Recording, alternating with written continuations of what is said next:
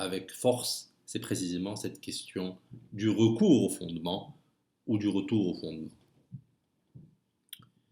Alors, plus précisément, dans le cas de l'islam, que signifie donc le recours et le retour au fondement de la révélation dans l'islam contemporain?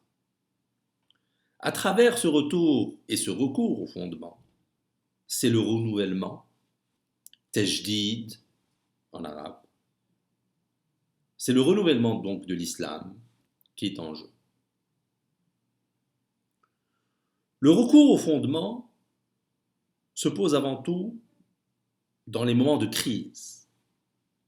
La colonisation constitue la crise majeure que les sociétés musulmanes, comme plusieurs autres sociétés, ont vécue depuis le XIXe siècle.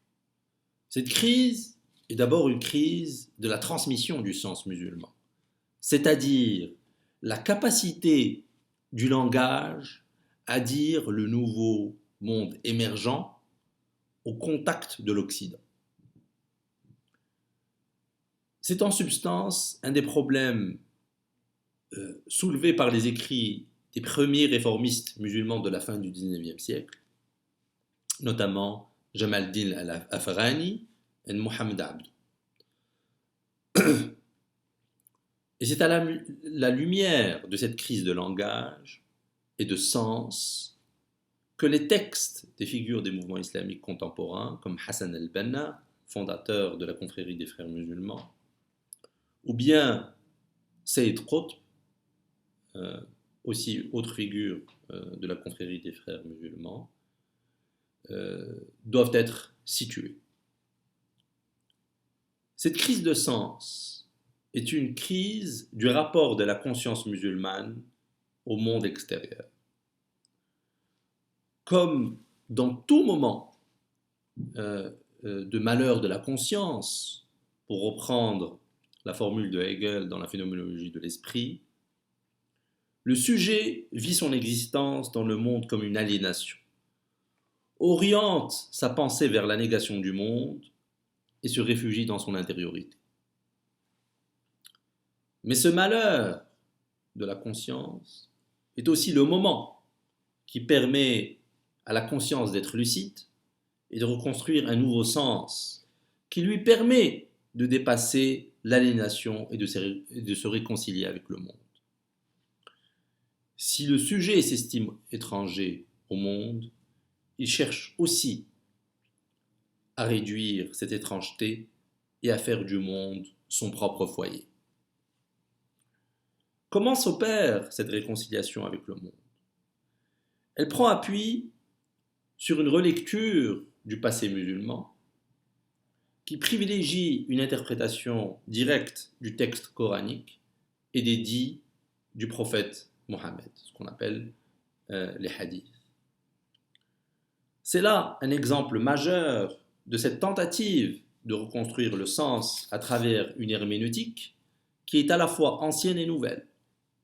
Ancienne parce qu'elle reproduit la geste des grands savants et penseurs de l'islam comme Al-Shafi'i, qui fonde au second siècle de l'islam, c'est-à-dire au 8e siècle de l'ère chrétienne, la discipline des usul al-fiqh, que l'on peut traduire par la science des fondements du droit musulman,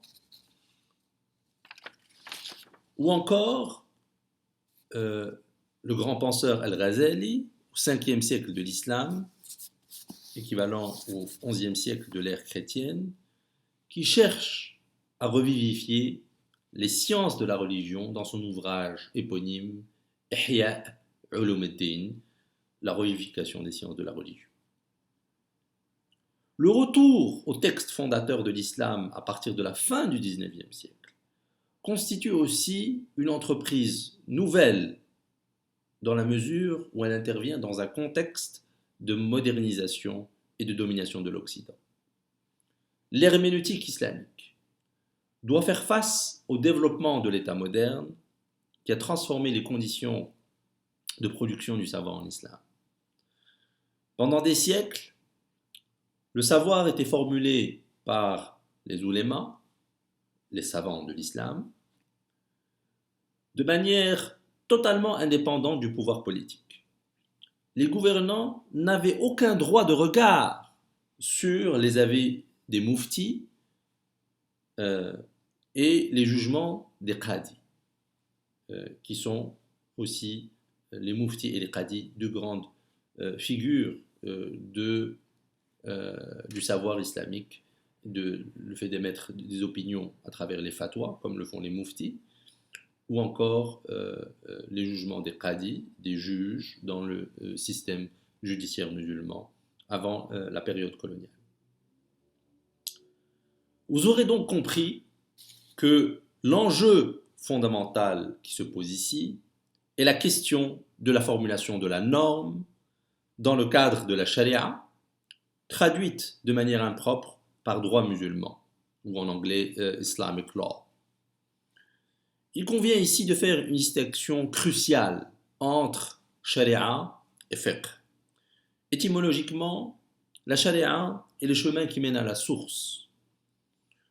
Le croyant doit suivre la voie divine, mais cette voie se dérobe à chaque tentative faite pour s'y engager. Il s'agit d'un exercice perpétuel de déchiffrement du sens de la voie. En tant que telle, la charia est inaccessible. Sa connaissance n'est possible qu'à travers la médiation du fiqh. Aussi, il n'y a pas de connaissance directe de la charia, mais seulement une tentative de connaissance de cette charia par le truchement du fiqh. Habituellement traduit par jurisprudence musulmane, le fiqh est le savoir qui formule la norme islamique. Le fiqh, en tant que production humaine du savoir, était dynamique. J'utilise ici le terme savoir en relation avec la connaissance des textes fondateurs de l'islam, principalement le Coran et les hadiths ou dits du prophète,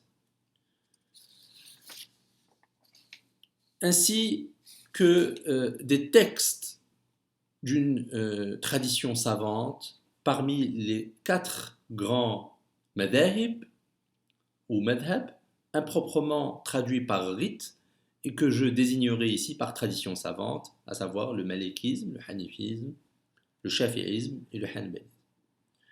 La production du savoir était donc dynamique dans le sens où le savant, nourri de ces différents textes, mais aussi ancré dans la communauté locale avec laquelle il interagissait, formulait des avis répondant tant à des impératifs éthiques qu'au maintien de la cohésion de la communauté.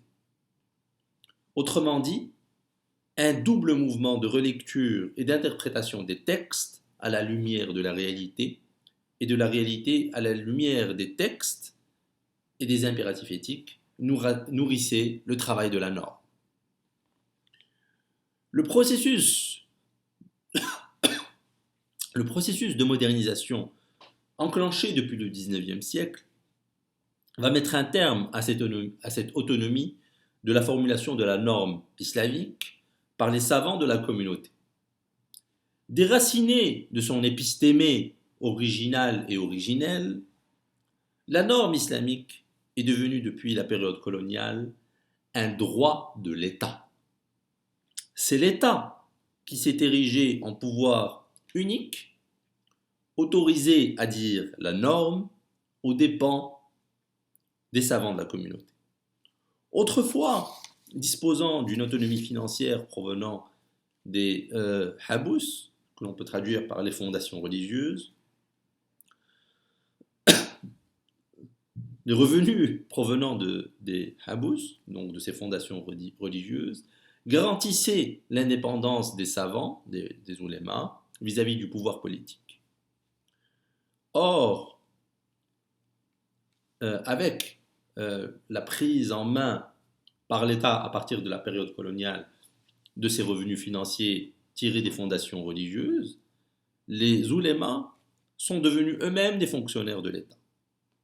De ce point de vue, L'émergence des mouvements islamiques contemporains doit être comprise comme une tentative de préserver la transmission du savoir et de l'éthique islamique face à l'étatisation de la norme. Ces mouvements desserrent l'étau étatique dans lequel a été enfermée la parole religieuse. Par ailleurs, l'action des mouvements islamiques aujourd'hui laisse entrevoir des compromis avec la vie moderne. La participation des mouvements islamiques aux jeux politiques, aux différents types d'élections communales, législatives, la contribution à l'action parlementaire, au vote des lois, la gestion communale, la presse partisane, ou l'action aujourd'hui dans plusieurs gouvernements des pays arabes, a eu pour effet une hégémonie des professionnels de la politique sur les professionnels du religieux. Le projet initial de réinvestissement religieux du monde est en tension permanente avec l'ascèse intramondaine de l'action politique. La reformulation du sens à travers une relecture des textes fondateurs de l'islam n'est pas bien entendu la seule réponse débattue dans la pensée islamique contemporaine.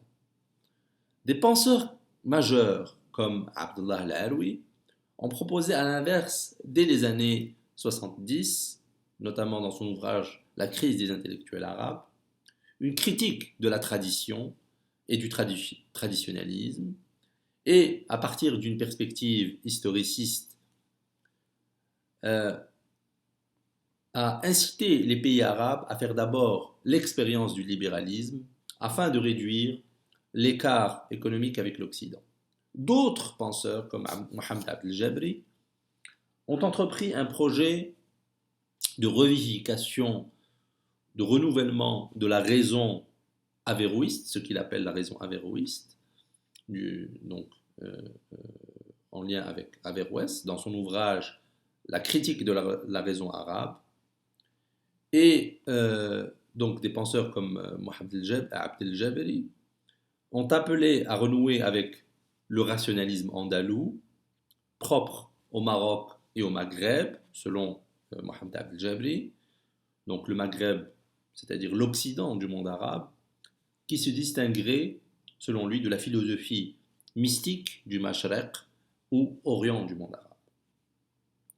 Bien que je ne partage pas plusieurs des points soulevés par Abdullah al-Harwi et Mohammed al-Jabiri dans leurs écrits, notamment sur les aspects liés à une conception linéaire de l'histoire, il n'en reste pas moins que ces travaux ont le mérite de poser des questions cruciales relatives à l'être arabe et musulman.